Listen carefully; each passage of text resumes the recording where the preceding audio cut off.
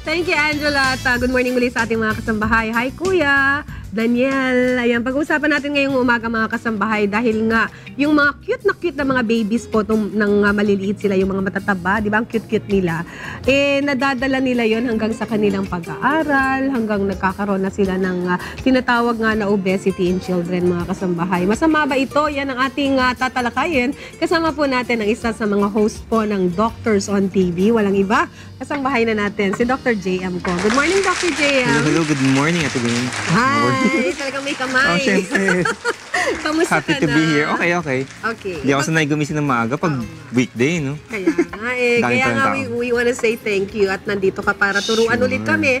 Lalong-lalo na dito sa dumadami na mga bata na ang cute nila pag babies, diba? Kasi ang taba-taba nila, parang so chubby, ang cute, yun yung pangarap ng mga nanay. Pero pagka nag-elementary nila sila, nag-high school at ganun pa rin kataba, katulad nitong nasa likod. Parang anak ko lang to, Ayan, meron bang posibleng komplikasyon, doctor, pagka ganyan na nasa high school and nasa elementary and high school, ganyan pa rin sila katataba? Of course, obesity is really a big problem talagang parami yung mga bilang ng mga may overweight at obesity sa Pilipinas, lalo na sa mga bata. No? We don't see these numbers before. They're due to lack of exercise, tapos available yung food. Talagang dumadami yung mga overweight and obese. Fast food, doc. Tapos wala na yung mga laro namin nung araw, yung mga Chinese garter, yung mga people don't go out anymore, hindi na sila nag-exercise, nandiyan lang sa bahay, nag-computer, nag-iPad na lang. Nagsasurf sila ng net, kaya nga mga na-exercise lang yung mga daliri nila. Pero pag-usapan natin, kasi cute nga sila, pero meron bang posibleng matinding complications, doctor, yung patuloy na paglaki ng bata? At aside from, nakakababa siya ng confidence, diba, pagka matatanda. Yes, so psychologically, affected yung mga bata. They are not as confident as pag yung mga ibang mas healthy, as mas fit. Yes. Tapos pinagtatawanan sa school, so may psychological impact talaga. But just like the adults, they are also prone to other complications of diabetes. They are? Overweight and obesity. Kasama na yun yung diabetes, hypertension, high cholesterol levels. And you can imagine, we've seen patients na teenagers pa lang, tumataas ng blood sugar nila, nagkaka-diabetes. So, ibig sabihin, teenager, pwede nang tawaging high blood ka? Pwede. So, there are some teenagers, because of their overweight and obesity, nagiging hypertensive na sila, tumataas ng blood pressure. And then there are other complications also. A higher chance of getting, for example, gallstones, yung bato sa abdo. Pancreatitis, so inflammation of the pancreas. Arthritis ng tuhod, kasi ang bigat ng katawan, nakakayod yung lining ng cartilage sa tuhod. Other conditions, sleep apnea, even cancer rates are higher in overweight people. So it's esophageal cancer, colon cancer, ovarian cancer, endometrial cancer, just by being overweight and obese. And also the risk of strokes and heart attack. Kahit wala kang diabetes or high blood, you can get strokes or heart attacks just by being overweight and obese. Parang ang sakit yata sa puso ng isang magulang yun, ano? Pagka ang anak mo ay ma-diagnose na magkaroon ng yung mga high blood, tapos pinaka-worst may cancer dahil lang sa obesity. Doc, balikan natin, no? Sabi mo nga kanina, walang exercise that's given, no? Yes. Pero ngayon din kasi, with a very fast pace of life, di ba? Maraming fast food na available. At hindi lang naman yan sa mga labas, Mismo sa school nila, pasukan na, Doc. Great. At makikita natin sa cafeteria kung ano ang mga ino-offer na pagkain para sa kanila. Okay. How can they get away with that? Talagang prone sila sa pagtaba, Doc. So you have to choose the right foods talaga. You can't just spoil the kid. No? So just because mahilig siya sa mga ganitong pagkain, talaga ibibigay ng ibibigay. It's also a matter of limiting the foods and choosing the right healthy foods. And we know the healthy foods naman. Eat more vegetables, eat fish more often. Huwag masyado sa mga pork, sa mga beef, tsaka chicken, mga unhealthy foods. Yung mga fatty foods, you should take it out. And yung very high sugary foods, you take it out of your diet. Paano nga, Doc, kung wala na sa paningin mo yung mga anak mo, yung anak mo, no? Tapos nandun sila sa harap ng cafeteria at nandun ng fried food, what can you suggest na pwede namin gawin para maiwasan yung obesity ng bata? Sometimes there are these projects that we encourage na gawin sa school. No? You do. Some of these ideas we got from Diliman Preparatory School when we were there. Okay. One of these projects is called Meatless Mondays. You encourage na, or you tell the kids na kaya naman walang meat sa diet mo on one day of the week, and that's a Monday. So we call it Meatless Monday.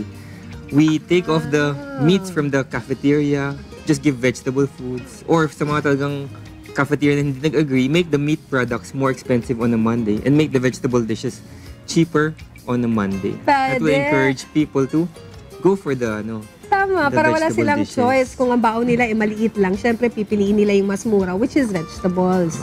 Yes. Kasi minsan halos magkapareho lang yung price ng vegetables tsaka meat. So, taasan yung presyo ng meat, tapos babaan yung vegetables. Yes. And you'll think it's doable, no? Kasi people will think, I have to have a dead animal on my plate Yeah. every time I eat. But it's actually doable. When you try to discover, pwede pala ako maggulay na lang imbes na mag-meat. And you try it at least once a week. And then later on, pag nasanay ka, you can make it more often in a week. Kung lalo na kung budgeted ka, di mas maraming vegetables na lang ang orderin mo kaysa meat. Yes. Kasi mas mahal And siya. this is not just for schools. Ha? Sa mga offices, we also encourage this. If you have a big office and you have a cafeteria, like for example here at UNTV, if you want to make Mondays meatless Mondays, that's a good idea. Baka maraming magreklamo. Pero that is healthy, mga kasambahay, at yun po ang kailangan natin gawin. Anyway, aside po sa mga ganyan, napakagandang suggestions wherein we can go to the school, we can go to the offices to actually encourage them to do that. Aside from that, Doc, ano pa ba ang pwedeng magawa natin para matulungan yung mga bata? Kasi ang hirap din silang i-control, Doc, lalong-lalo na pag mahal na mahal mo yung anak mo. Yes. Pag Gusto mo humingi sa'yo ng i-spoil. tsokolate, parang tapos iiyakan ka pa. Siguro tendency ng parent talaga na To ibigay give lahat in. ng kaya, ibigay sa anak. Correct. Another way that we can encourage exercise in the workplace or even in schools is this project called No Elevator Fridays. Oh. Okay? So pag Friday, as long as you're able to walk, wala kang handicap, wala kang mga sakit sa tuhod, we encourage you to avoid using the elevator. Use the stairs. And we tried that in UE. In the hospital where I work, I never take the elevator talaga. I take the stairs kahit na 6th floor. I have to run between 6th and 2nd floor. I never take the elevator. So you can try that on No Elevator Fridays. Okay. Tell the people the benefits of exercise, kahit na little bits of exercise into your daily routine. Hindi mo kailangan mag-marathon ka or mag-jogging ka na matagal. But if you can include this stair walking in several minutes a day, makakatulong na rin yan. Oo, para patayin yung elevator, gano'n, para walang choice. Di ba? Pero syempre yung mga nagbibit-bit ng mga mabibigat pwede rin. o yung mga talagang handicap, then we have to allow elevator use. Kasi maganda yan. We can start with one day, tapos eventually araw-arawin mo. And then if people see Na that hindi ka it's nag- doable pala, kaya ko palang hindi mag-elevator and I don't sweat, I don't know, I'm still comfortable when I get to class or get to the office, then maybe I can do it more days a week. That's very nice. Eh, paano naman yung doctor yung laging nakasakay sa kotse? Yung paparada ka mismo sa harap na mismo ng papasukan mo? If you're Ano able, you naman can ang- try parking farther from your destination. So, para mapipilitan ka maglakad. Ganun din pag nagko-commute ka. Baba ka sa bus na mas malayo dun sa destination. Talaga. Eh, paano pag mainit, Doc? Lalo ngayon ang Payong. init-init ng panahon, magpayo. May mulan na. Pero meron bang pagkaganyan pong obese na yung mga bata? Kasi yung iba talaga sobrang taba na sometimes it's really hard for them to exercise na or to go to a diet. Do you recommend anything else that they can drink or things like that? Like tsaa, pwede bang painom yun sa mga bata para ma-encourage man lang? Kasi Doc, pagka nag-workout ka or try ka na mag-lose ng weight, pag may nararamdaman kang pagbabago, mas lalo kang ginaganahan eh. Do you suggest things like The that? simplest way is still the normal diet and exercise. And it's the cheapest also. Oo. Okay, rather than taking supplements or these things that may not be well proven. There's only one medicine approved for long-term weight loss. It's called Orlistat. But if you use it, it's sometimes messy. Oo. So I still prefer diet and exercise. Kaya naman. We've seen a lot of patients lose weight by diet and exercise without extra supplements. or Yung these mga things. tsaa, Doc, hindi siya... Di ba maraming ganon yung mga lose weight na pag inom mo ng mga tsaa? Oh, but some of them we don't know the components, so we don't know exactly what's there. There are a lot of claims and these things, and we don't know the long-term safety data. We've had bad experiences with supplements before, things like yung mga Bangkok pills that had these ingredients that cause valvular heart disease, and we don't want a repeat of that. So we don't have any long-term data on these things. So we don't want to prescribe something that has no published safety data.